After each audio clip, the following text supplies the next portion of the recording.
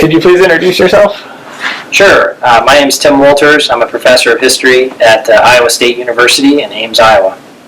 And Professor Walters, could you tell us what brought you to the Marshall Research Library today? Sure. The Marshall Library has a collection of papers of an individual named Harvey A. DeWeerd. He was a historian at Denison University in the 1930s, and when the war came, he was hired by the Army to be an editor of the Infantry Journal, which is a journal that was produced. And then at the end of the war, he was moved into the historical division of the Army Chief of Staff office. The reason I mention his research is because I'm working on a project on the rise of military history as a profession in the United States. And prior to joining the Army, DeWeerd was the editor of what's today called the Journal of Military History. It was then called Military Affairs.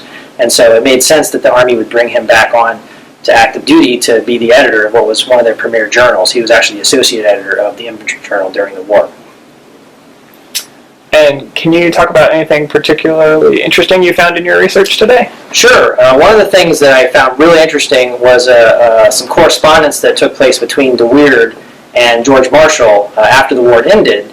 DeWeerd wrote to Marshall asking him if there was anybody who was working on a history of his time as Army Chief of Staff.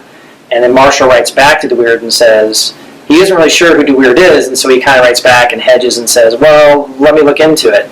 DeWeerd writes him back, Marshall, and says, hey, here's my background, here's who I am. And Marshall kind of warms up to him and refers it to his historical section. And the last letter in the chain is basically one that says, perhaps this is something we could look into, because after the war, the Army invests in something called the Green Book series, which is a series of books that are published, official histories of the Second World War, which are on the shelf right here in the library. And DeWeerd probably would have been the author of one of those books. Unfortunately, what happens to DeWeerd is that at the end of 1945, he gets sick, and in early 1946, he has a medical review board and is discharged from the Army in April of 1946. So he then goes on to be a professor at the University of Missouri, and later in his career, starting in the mid-50s, he works for the RAND Corporation in California. So DeWeerd doesn't really get to write one of the official history series, but had he not gotten sick when he did, perhaps he would be somebody we recognized as more of an Army historian. So. Great. Thank you very much. Thank you. Appreciate it. Enjoyed my visit here.